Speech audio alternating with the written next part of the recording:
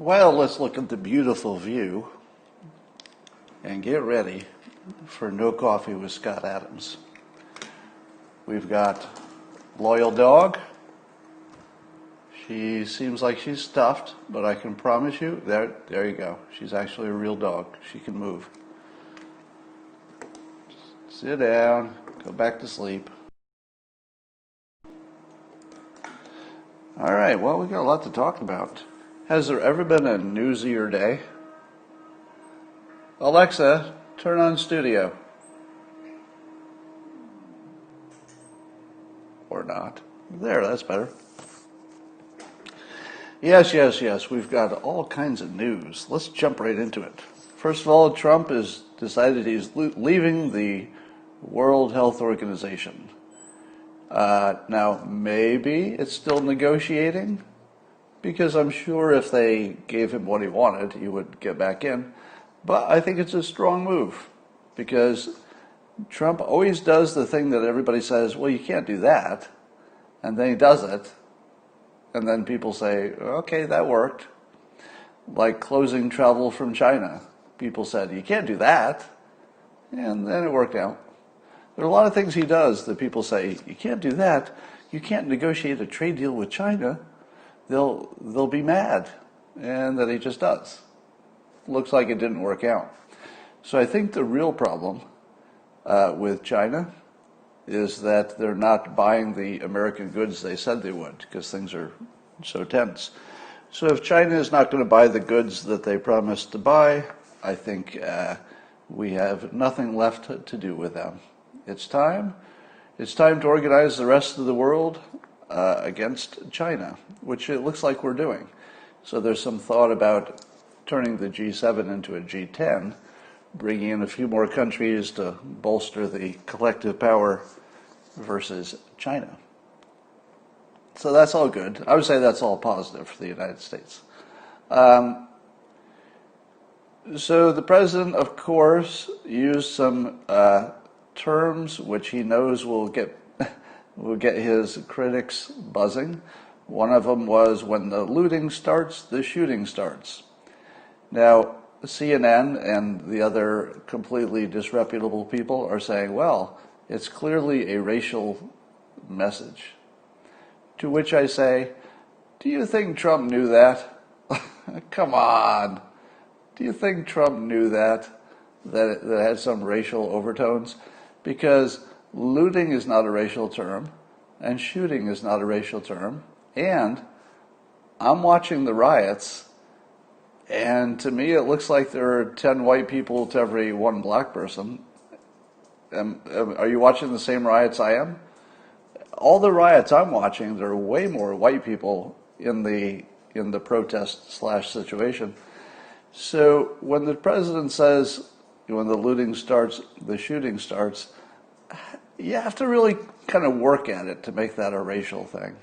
And then he also calls them thugs, which again, there were about 10 white people for every black person in attendance. And thugs is just a word.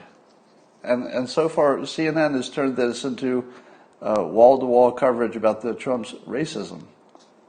So much so that they actually ran the Fine People hoax again. So Jake Tapper actually ran, a clip piece on his show in which he was showing all the assumed examples of the president's racism. And of course, none of them are real. It's just a laundry list of things that didn't happen or misinterpreted. But the Fine People hoax was still on the list. Still on the list. So I finally had to give up with Jake. So I blocked him. I'm just never going to deal with him again. Fucking piece of shit, really. Because I was giving him the benefit of a doubt. Because I had talked to him personally. And I'd explained to him what the Fine People hoax was about. And indeed, he's even said it himself once on his show. He said that the president, at the same time, said that he completely disavows the racists, which is the part that usually gets cut out. But I don't think there's any excuse at this point. There was a time when you could say, well, maybe they really think that's what happened. But once you show them the transcript, It's pretty obvious it didn't happen. But still reporting it today is just too far. I mean, that's just race baiting, and I don't have any patience for it. I don't think you can be a good person and do what they're doing. I just don't think you can. So I'm sorry, Jake. I wanted to think you were a good person, but you've proved otherwise, sadly. So I'm cutting him out of my life forever. Not that we had much connection. We did the cartoon thing for charity a few times, but that was it. I'm really disappointed. I'm disappointed that that it even exists, that we're even in this place. But if you're watching the news, and probably maybe you didn't see it on CNN for a while until it was over, but CNN was not reporting the news. The CNN's headquarters in Atlanta was surrounded by protesters, and they were destroying the big CNN logo statue or whatever you want to call it that was outside. They're just ripping it on and doing graffiti on it, breaking windows, I think at least one window. And you might say to yourself, why would they attack CNN? Right? Why would you attack CNN? Because isn't CNN supporting you in every way? Well, here's my speculation. And it goes like this. CNN has been whipping up racial animosity for years. What if they succeeded and they got their racial animosity? If they succeeded in making it racial, I'm not sure people see political party anymore. Because once you make it racial, it's just racial. The politics sort of is the second most important part. But once the most important part is overwhelming everything else, congratulations, CNN. You took something that didn't need to be racial, because we're mostly on the same side. With the shooting especially, this latest shooting of George Floyd, the president is aggressively and unambiguously on the side of the protesters. He was saying it was a bad deal, bad cop. He says respect the memory of George Floyd. He couldn't be more on their side. That maybe they noticed, because it's hard to not notice the president, right? But don't you think that there's just a general hatred of white people who are elites in power? I think CNN created a situation where they've weaponized the public against themselves. Because in the CNN world, there's this difference between Fox News and CNN. But I think we're learning that that's only in the heads of people who watch a lot of news. Apparently, if you don't watch a lot of news, it's just white people in power. And that's what it looked like. So again, I think there were 10-to-1 white people to black people protesting as CNN too, based on just looking at the crowd. But I think they all got whipped up into this thought that it's the powerful white people who have, the control of things, who are the bad guys. So I think they created themselves as bad guys.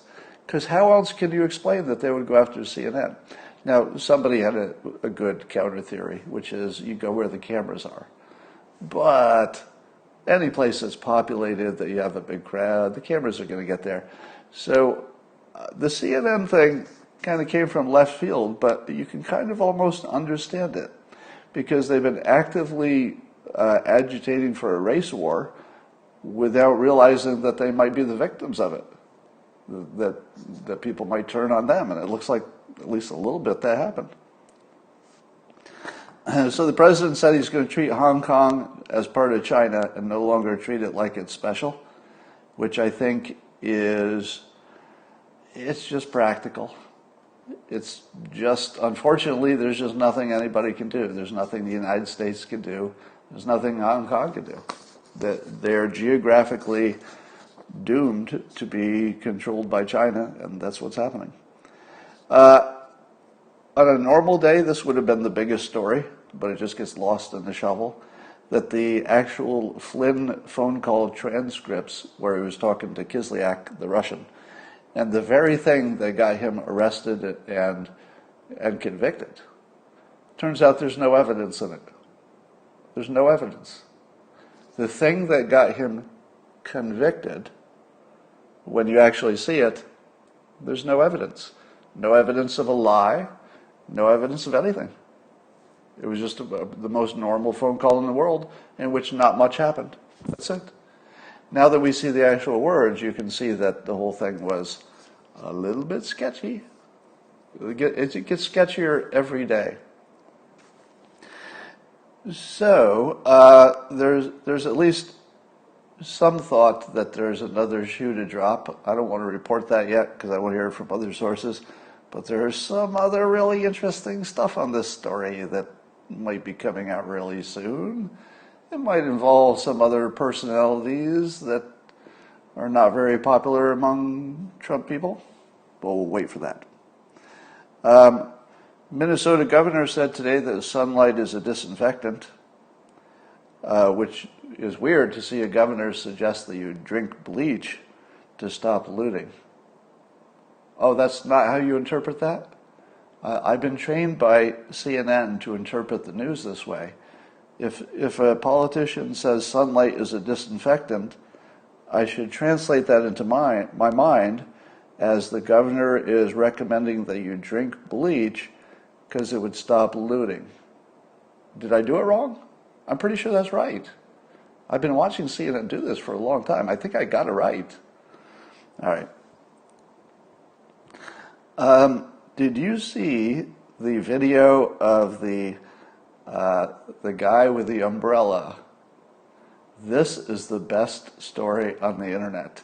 If you haven't seen this yet, you got a good story to look forward to. All right, so there's a video of an unidentified tall white guy. You can tell he's white because he turns and looks at you, even though he has like a professional gas mask on. But you can see, his eyes, so you can tell he's a white guy. He's a big white guy, tall guy, and he's got an umbrella and a hammer. Now here's what's interesting about the guy with the umbrella and the hammer and the full gas mask and the all black, so he's completely unidentified. He walks up with his hammer to the AutoZone store, the one you saw burning in Minnesota, and he's the guy who initially knocked down all the windows. So he walks up to it nonchalantly, like he's not even one of the protesters, like he's not even angry about anything, like it's not an act of passion, it's not an act where he got caught up with a crowd. He's all by himself, comes out of the shadows, breaks these windows almost like a professional, like he was just doing a job. Bang, bang, bang, bang, bang, bang. As soon as he breaks a few windows, which history will record was the beginning of the looting. Because until those windows were broken, I don't believe there was any looting going on. But once they were broken, well, the window's gone. And so the man with the umbrella and the hammer and the gas mask starts walking away. Some of the people who were there, including one, I'm guessing maybe late teenagers, early 20s, something, African-American man, tries to stop him and also accuses him of being a cop. So in other words, the locals, the people who were actually protesting, the actual protesters said, wait a minute, you're not one of us. Now, people are saying he's a cop, and I don't think there's evidence of that. But there is certainly evidence that he wanted to start a riot or start some looting. So, why would he have an umbrella? Anybody? Anybody? Why did he have an umbrella? Why did he have an umbrella? If you get why he had an umbrella, you're going to be a lot closer to the answer to the question. Why do you have an umbrella? I'm waiting for somebody in the comments. If you don't know this, you're going to have a surprise coming. Why the umbrella? I'm looking. If you're playing along at home, we're not seeing anybody answering the question. Why the umbrella? Well, I guess you don't know, so I'm going to tell you the answer. It's because of drones and because of security cameras. The umbrella takes care of any drones that could take a picture of his face, as well as any security cameras that might have had a downshot. Now, he's the only one I saw who had a full mask that covered every part of him, including his hair. So he was completely unidentifiable. I don't believe there was any exposed skin except a little bit of his eyeballs, you can see. So the umbrella tells me that this was somebody who was prepared. And he was not prepared like a protester. He was prepared like a person with a specific mission. So, no, I don't think it was to disguise the hammer, because the hammer was this big. You could stick it under his coat pretty easily. Yes, so he didn't want to be caught by cameras, and he came prepared for that. Nobody else had an umbrella. There's no protester who had an umbrella. He came to cause some trouble. He seemed a little bit too prepared, meaning he looked like a professional to me. Now, what kind of professional? Intelligence agents from another country? How hard would it be for the Russians to send somebody there? Now, I think that he spoke to the African-American man who was chasing him down to figure out what was going on. I think he talked to him. So at least there's one person who would know if he had an accent, but I don't think he did, because I think we could hear a little bit on the video. So I sounded American. And he did, say he was going to take a go at the guy because he was much bigger than the guy who was chasing him. And then he just walked away. Yeah, he was a professional of some sort. So when you say that there was rioting going on, you can't leave him out of the story. You can't leave him out of the story. He caused it. Who was he?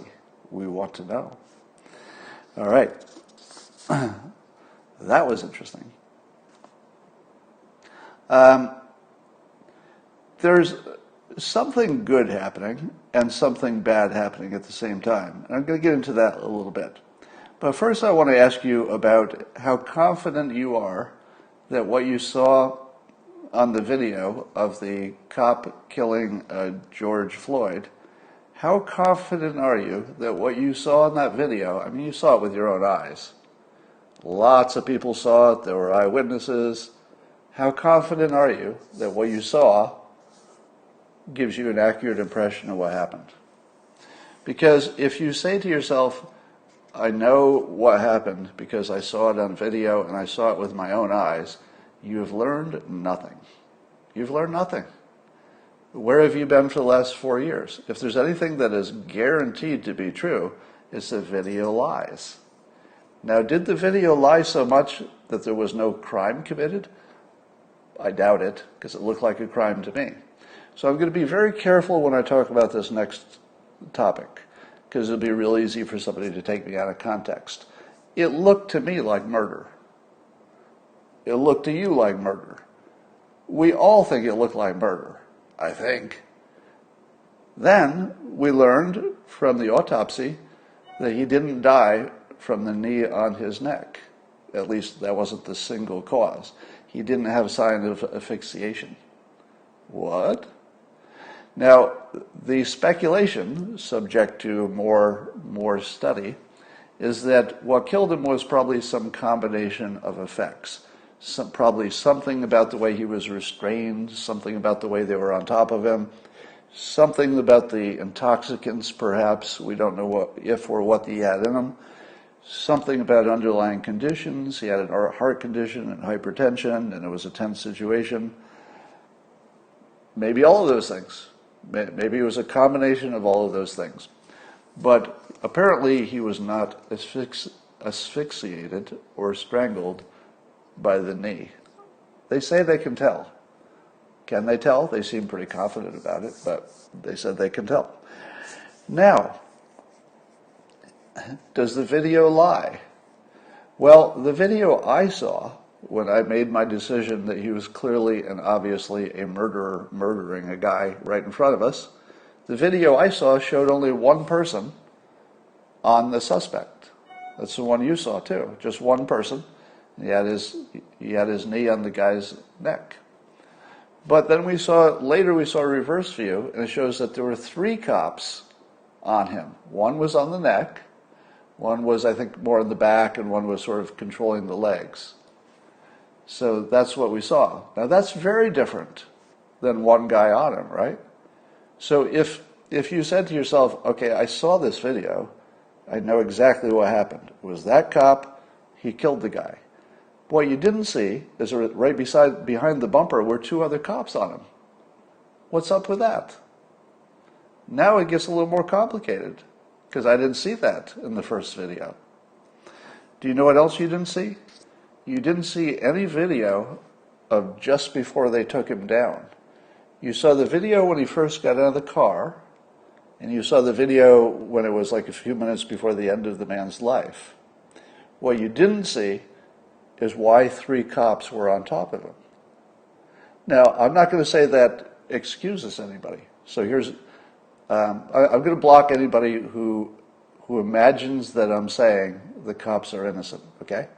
And I know that's going to happen. Somebody in the comments is going to say, oh, you're saying they're innocent. I'm not saying that. I'm just talking about the facts we know and the facts we don't know. So I will block you the moment you imagine I'm saying that, okay? So let's look at what we've got here. We'll go into the whiteboard. I don't know if it's the simulation winking at us, but this might be more good news than bad, what I'm going to show you next. Remember when Kaepernick did his protest and he famously took a knee? And that, of course, created great division in the country. People on the right said, oh, you're disrespecting our country. People on the left said, well, there's a good reason. It's a perfectly legitimate protest. And so there was great division in the country, and so that lasted a while. Never really healed. It was just sort of we stopped talking about it for a while. Now we have this situation where the policeman kills a black man by putting a knee on his neck. Now, when I tweeted about this, some people thought I was joking. This isn't funny. Why would this be funny? It's murder, or something like it. I mean, somebody got killed. Nothing funny about that. It is, however, potentially powerful. And powerful in this specific way, that nobody in the world can miss the show, because the weirdness that's baked into it, that the protest would be taking a knee, and then sort of what I would call the final straw, the moment when every single white person said, oh, okay, that's what you're talking about. Now, some of us were already there, and many of us were already there, that the police can sometimes be abusive. We all know that that's true, and we hope it's not the majority, but we know it's true. At this point, I think the entire country got, I don't know, red-pilled or white-pilled or whatever pill it is. Because what exactly is going through your head? So here's the question.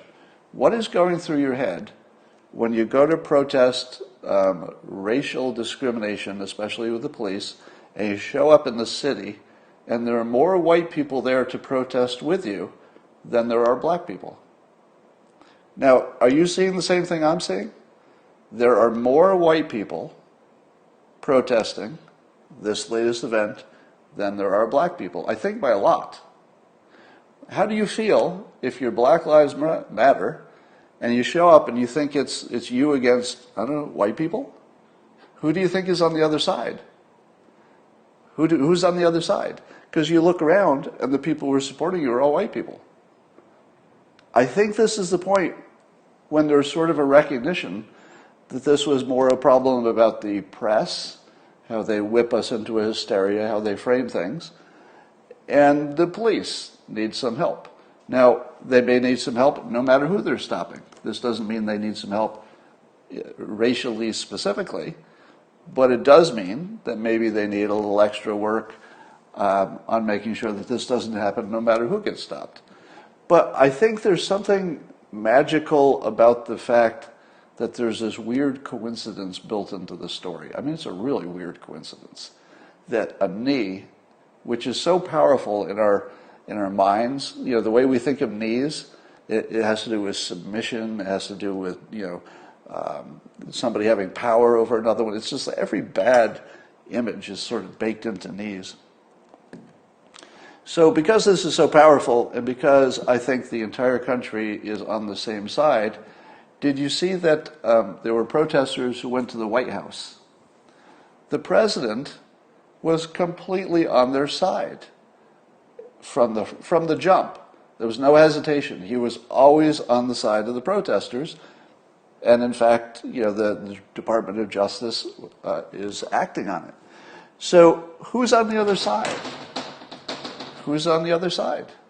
There's nobody on the other side. And I think that maybe Kaepernick is the big winner in a weird way, the big winner, because he looks right. All right, now here's the part where I'll get in trouble, but I can't get canceled, so I'm going to do it anyway. As we're trying to figure out what really happened there, I like to build a grid so I can work through my own thinking about it. So this has more to do with a way of thinking of things. So if the only thing you got out of it is, oh, that's a good way to think of a complicated thing, I might use that myself. And what I do is I just put the three possible explanations, and then I figure out what we know, which of course is changing by the minute. So this, of course, would have to be updated every 5 minutes because we're still in the fog of war. But in terms of how you would look at it, this is a good start. So was it something like murder? I guess third-degree murder is exactly what he's been charged with in addition to manslaughter. And third-degree murder is defined as this in Minnesota, so it's different by state. Causing death of a person, and here's the money part, quote, by perpetrating an act eminently dangerous to others and evincing a depraved mind without regard for life and without intent to kill. So it could still be murder even if he didn't mean it. But it would be worse than manslaughter, if I understand this correctly. I could have some of the legalities wrong. But I think manslaughter would be it's just an accident that you should have known better. Whereas the third-degree murder is a little worse than that, meaning that not only should it not have happened, not only should you have known better, but there was something about your attitude or your intentions that seemed like you didn't even try. With manslaughter, it's a little bit more like an accident that you should have known better, whereas this one it's not an accident necessarily. It's just you didn't care, or you just didn't even do the minimum that you needed to keep somebody from dying. All right, so here's what we know. Did the police follow procedures? You would say no, right? Wouldn't you say no? I think you might be surprised. If it goes to trial, I think you might be surprised that it's closer to yes. And the only reason I can say that is that the autopsy, at least preliminarily, says he was not killed by the knee on the neck. So if the knee on the neck didn't kill him, and there were 4 officers there, none of them seemed to be protesting what anybody else was doing, that suggests that they probably all thought they were doing something close to the procedure. Now, can you put a knee on somebody's neck and have 2 other officers hold them down if they were resisting arrest, which, by the way, is not in evidence? So far, there's no evidence that George Floyd was resisting arrest. That's not in evidence. But later, if it became in evidence, suppose the missing video, the minute just before the police took him down, suppose somebody finds that.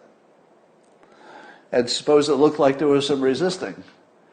If there was resisting, just moments before the 3 of them were trying to hold him down, then it's going to look a lot closer to they followed procedure, because remember, the knee on the neck didn't kill him. Whatever it was probably a combination of things which the police would not necessarily know was happening. Now, the next thing you say to yourself is, but Scott, he was saying, you're killing me. He said it directly, repeatedly. The witnesses heard it. How in the world do the police not give him help when he's saying, I can't breathe, I'm dying? I don't know. But I would ask you this. How often do the police hear that kind of complaint? My guess is that it's common. And maybe they've just learned not to take it seriously unless they see a little bit more evidence that it's real. So, suppose they just didn't take it seriously. They didn't kill him by putting their pressure on the neck. This is all just suppose. Now, I'm not saying it's true. Everything could change. It's going to look like maybe they were just dumb. They thought they were following the procedures, and they should have been a little bit more aware of the situation. So it's going to look like stupidity. What about the autopsy? The autopsy seems to have ruled out intentional murder, because if it had been intentional murder, we would have a specific cause. Oh, you did this. But not necessarily that third-degree murder, which is more closer to manslaughter. So is manslaughter ruled out? No. Because just because they didn't kill him on the neck part, the totality of what they were doing apparently did kill him, unless it was the biggest coincidence in the world and he died. You know, nobody thinks he died just coincidentally at that very moment from natural causes. So manslaughter is still in, and stupidity is still in. What about the fact that they did everything they did in front of witnesses who had phones? If you were planning, if your mind was on murder, would you do it in front of witnesses, casually, all four of you, casually, while they had their phones out? No. No. Not in any world would they be thinking murder. So I think you could eliminate, in fact, the charges do not have in them any element of intention. So intention is not even part of the charges. And then there's this part that we just learned, that there were 3 cops on top of him. Why do you ever have 3 cops on top of you if you are cooperating with the police? Is it because the police like to get on the ground with their clean uniforms? Probably not. There's nobody who wants to be wrestling with a perpetrator's feet on the ground unless they got a pretty good reason, right? So the evidence that we have that there were 3 cops sitting on top of him, neck, back, and somebody trying to control his feet, strongly suggests that he was not cooperating a moment before then.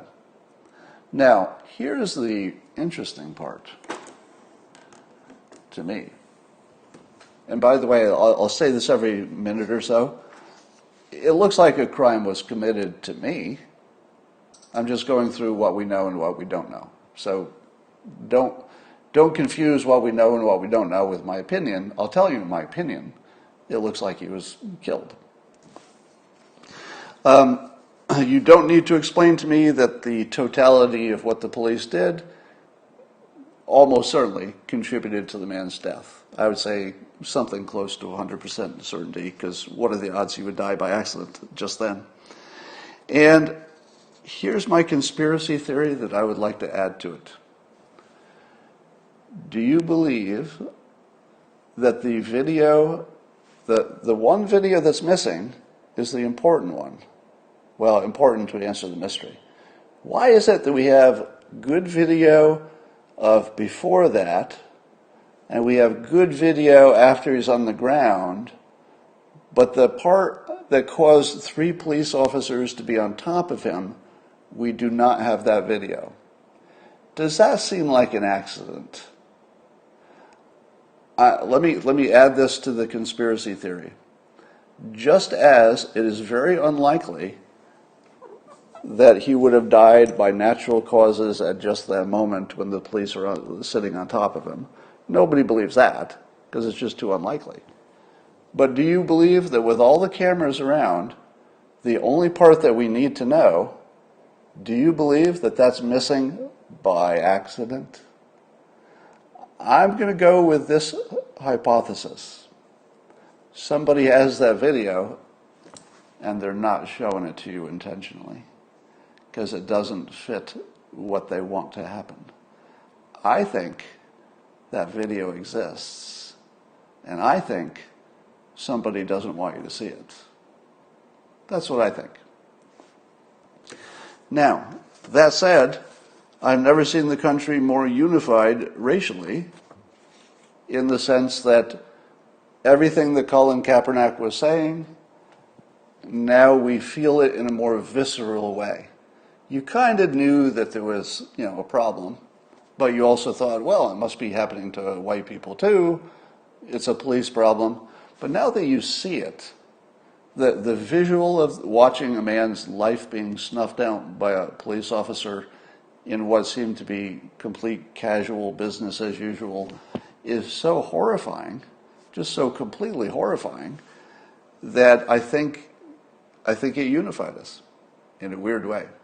Now, I see some people worried that this is the end of civilization and the riots will go out of control and things are fragile, etc. And I think nothing like that's happening. Nothing like that's happening. If you see a crowd in which it's only black people or only white people, something's happening. That's dangerous. You don't want to see a riot with just one ethnicity. If you see that, you better get a gun and hide in your house. But if you see a multi-ethnic group protesting for more equitable, fair, safer police enforcement, and it's completely multi-ethnic, you're closer to a really good thing than a really bad thing. It just doesn't feel like it because the thing's on fire. Now, when you turn on the news, they're going to show that one car that's on fire over and over again because it's the only fire. Gigantic city, one car on fire. What is the news going to be? Let's see how many times we can film this one car on fire from different angles. I hope it keeps burning because it's the only thing interesting. Otherwise, it's just people standing around. Give me the car on fire. So the first thing you need to know is that we're being fed a diet of way more danger than is actually there because those are the interesting things. So of course, we see them. The other thing you need to know is that I would say at least 40 to 60% of everything you see is probably because of the lockdown and because the weather turned good. People were anxious and angry and frustrated, and then warm weather came. And they finally said, what can I do today? Will I go to a restaurant? No. Will I go to the club? No. Will I go to a bar? No. Can I hang out and have a house party? No. What if I have a riot? Can't stop a riot. You could call it a protest. Same thing. It's hard to stop. If you get enough people, nobody's going to stop you. So I think that the way this has to be looked at is it's kind of emotionally, there are two things that kind of collided. Emotionally, the video of George Floyd being killed is, of course, the big topic. But the way we feel about everything, whether it was this story or some other trigger, the way we feel about everything is just a little extra weight on it because we've been locked up and we just need to get out. So I would not expect this to be a permanent situation because, number one, everybody agrees. Everybody agrees. Who exactly are they protesting? Are they protesting the governor of Minnesota? No. He wants those guys in jail. Are they protesting the legal system? No. They've already arrested that guy. Are they protesting the court decision? No. Hasn't happened. Are they protesting the president? No. He agrees with them so hard that I think it confuses them. Who are they protesting? Now, of course, they're protesting, against institutional racism. They're protesting maybe some tendencies, some human biases. But what you going to do about that? what are you going to do about it? I mean, I do think there are lots of ways you could improve police work. You should certainly have them, they should all have body cams at the very least. That's the least they should have is body cams. Maybe they need to revise some rules because it's not the first time a black man has died screaming for medical care. If this had been the first and only time a black man had died while begging for medical care, then you say, oh, it's just a one-off mistake. It's terrible, it's a tragedy, but we don't need to fix anything because it just happened that one time. But it's not one time. It's not one time. How many cases have you heard of? 3 or 4 now? Where it sounds a lot the same. So maybe there is some other process. Let me give you my recommendation that I gave to Black Lives Matter a few years ago when something like this was coming up. Here's my recommendation for a change in the police procedure. And it goes like this. If your suspect claims a medical problem, and as long as you have control of him, so it's not a dangerous situation, you will immediately call your telehealth doctor and say, hey, telehealth doctor, I've got a suspect, he's in handcuffs, he's complaining of breathing problems or whatever. Can you talk to me and him at the same time to see if this is real? And the doctor gets on and says, can you tell me what's going on? And then the doctor recommends, do you take him to the hospital right away? Do you treat him in some specific way? Or does the doctor say, it looks like this could wait? But if you put it off on the doctor, it's a little bit harder to protest if things go wrong because we accept that doctors don't get it right every time. That's sort of built into our understanding of healthcare, is that doctors don't get it right every time. So now that you can call a doctor on a video by the device in your pocket, and you can thank the people who are watching this Periscope for the fact that at least we were part of the push to make it legal for telehealth, the online doctors to practice across state borders, which makes it viable for the first time. So I say just go with the obvious. Phone a doctor. You should have one who's always available just for this. Somebody who's seen, let's say somebody who's seen police work enough that they also have an understanding that the perpetrators sometimes tell stories. That would be good background for the doctor that they use. So now, would that work? Maybe not. Maybe that wouldn't work by itself to make everything better. But there are other little tweaks you can make. For example, you could increase the penalty for falsifying a police report. I think that was one of Black Lives Matter suggestions as well. To which I say, I wouldn't object to that. Would you? Would you object to increasing the penalty for falsifying a police report by the police if they did something bad and they're just covering it up with their police report? I don't think I would disagree with that. So I think you would find that there are a lot of things that would work for Colin Kaepernick, a lot of things that would work for Black Lives Matter, that somebody like President Trump or any like-minded governors or mayors, wherever these decisions need to be made, could simply say, let's try it. Here's one.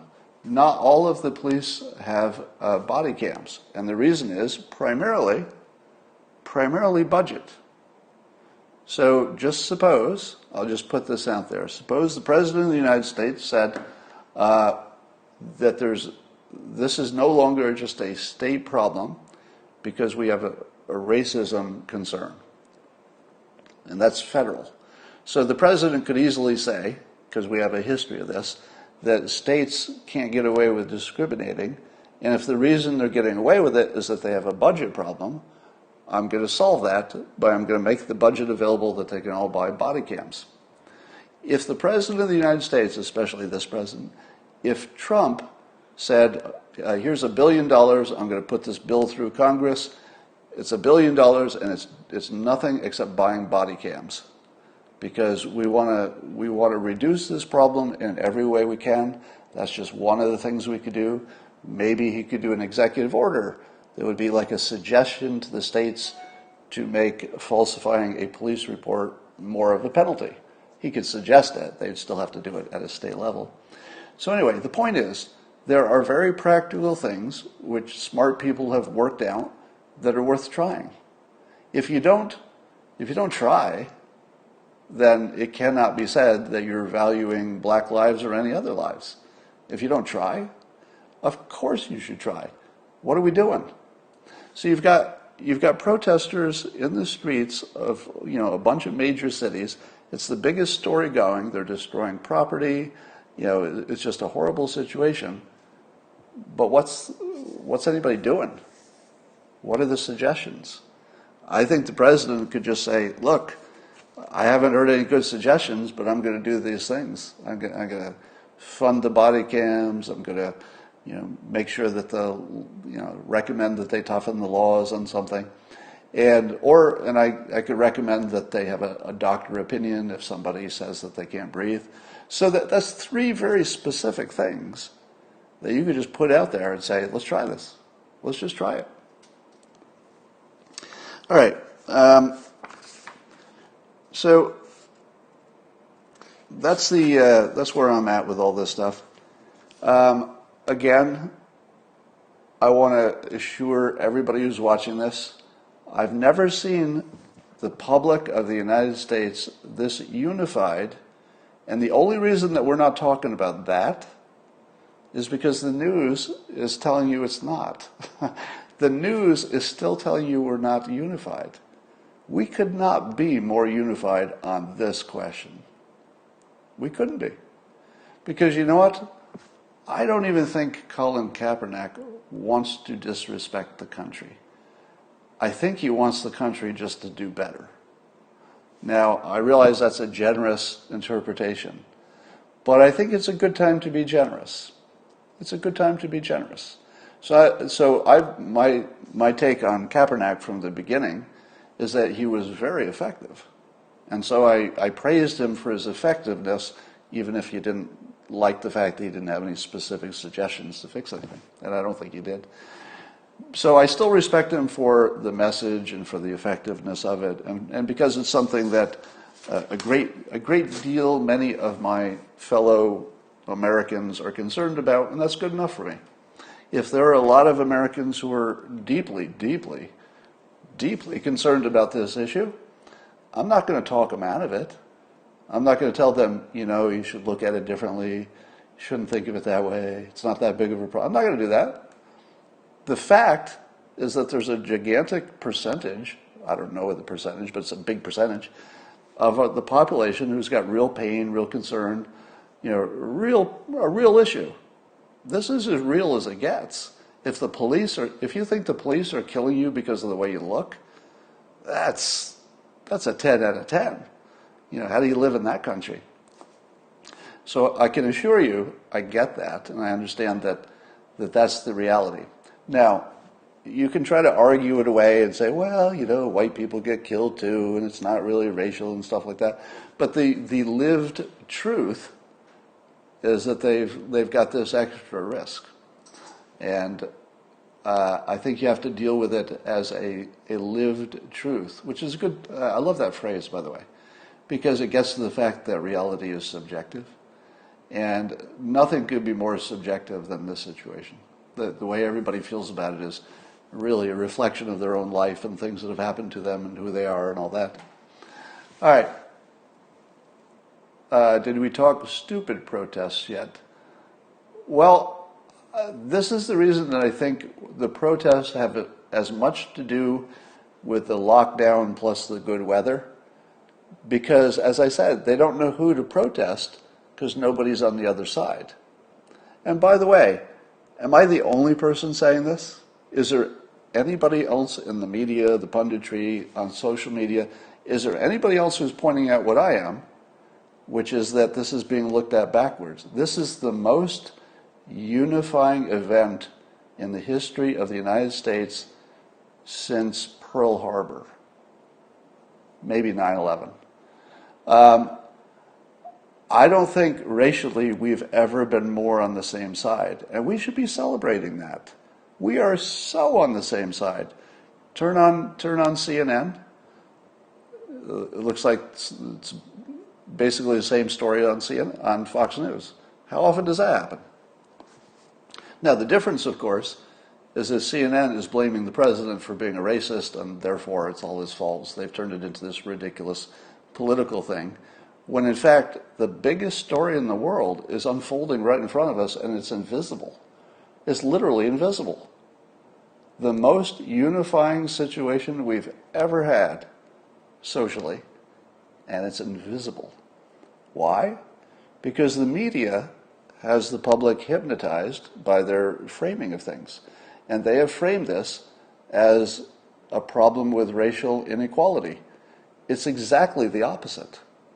Now, independent of what those individual cops were thinking in their head, we don't know that. But we're not talking about individuals. I'm talking about tens of thousands of people in the street. Just look at the video. All racial groups, all genders, gay, straight. It's the most unifying thing we've ever experienced. Thank you for reminding me that Van Jones, the way that he's characterized this is he said, if you're looking for racism in Trump's, I'll paraphrase, so he said it better, but basically he's saying, it's not the racists who are like the real legitimate racists that are all the problem, but rather it's the people who think they're good people and vote for Democrats, but then when you approach them in the park with your dog, suddenly they turn into raging racists. And Van Jones, quite insightfully, is saying maybe the problem isn't this group, maybe the problem is people. Maybe the problem is people. And if we stop slicing it into this kind of people and this kind of people and just say, maybe we're just a biased, discriminating, prejudiced people. Now, my take on this is that that's how the brain works. Your brain is a pattern recognition machine. It operates on patterns. Oh, I've seen this before. This worked before. This didn't work before. I'll do what worked before. It's all patterns. The trouble is, we're really bad at it. So we have a pattern recognition machine in our head that makes all our decisions, and it's not good at recognizing patterns. That couldn't be worse, but it is the situation we're in. And prejudice and bias is all based on the fact that you've got a pattern recognition machine and you've got a bad pattern in there. Now, if you have a good pattern in there, you're actually able to predict the future. Oh, every time I see this situation, this happens. So that's what a good pattern can do for you. A bad pattern says, oh, every time I see an Elbonian wearing a hat, he's going to punch me in the face because the last 3 Elbonians wearing a hat punched me in the face. Or worse, I've never been punched in the face by an Elbonian, but I was raised to think that they punch you in the face.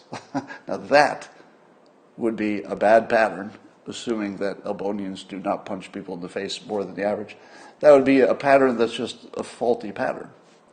So what do you do when people are naturally pattern recognition machines and they're not good at it? I think that's what you have to deal with. You should deal with the fact that we're all biased by design. You can't be unbiased. Anybody who tells you that they don't have bias, they're just lying. They're just liars. Now, I think you can love somebody at the same time you have bias. I think you can rise above your bias. I think you can say to yourself, okay, I don't have a good feeling about this for whatever biased reason, but I'm gonna give everybody a fair chance. I'm going to look at the resume. I'm not going to look at the skin color. I'm going to look at what you can do, how you did in the interview. I'm not going to look at your gender, etc. So I think we should maybe just accept that being biased in every possible way, whether it's ethnically or politically, anything. That's just who we are. And I don't think we should pretend. See, the worst thing we do is pretend there are people who are not that person. That just doesn't exist. There are people who can overcome their bias, but there are no people who don't have bias. That's just not possible. Somebody says it works both ways, Scott. Of course it does. What I'm talking about is people. So, of course, it would work in every direction.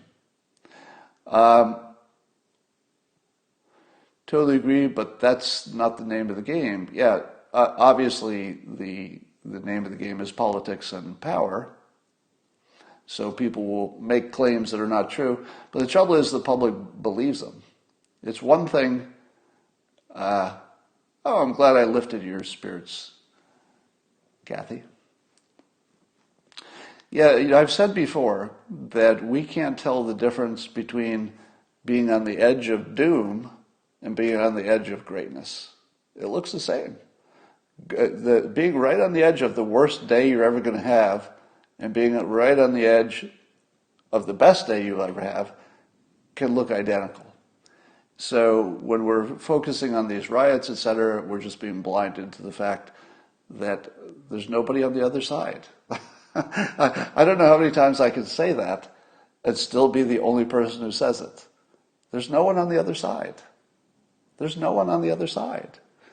When do we realize that? There's no one on the other side. It'll be okay. If there was someone on the other side, maybe it wouldn't be okay. But there's no one on the other side. We're all in this together, completely on the same page. Now we got some facts that we'll find out, and maybe later that will split us up. But at the moment, we're pretty good.